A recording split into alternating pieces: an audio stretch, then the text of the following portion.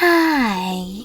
In front of me is Motorola Moto G73 and today I would like to show you how you can switch on or off adaptive brightness on this Motorola.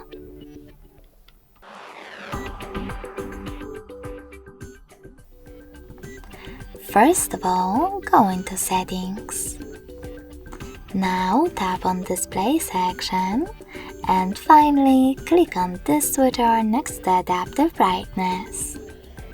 If the switcher is blue, that means that adaptive brightness is on, but you can always switch it off by clicking on the same one again.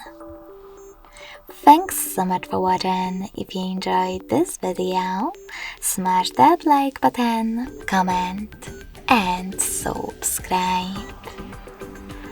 Bye!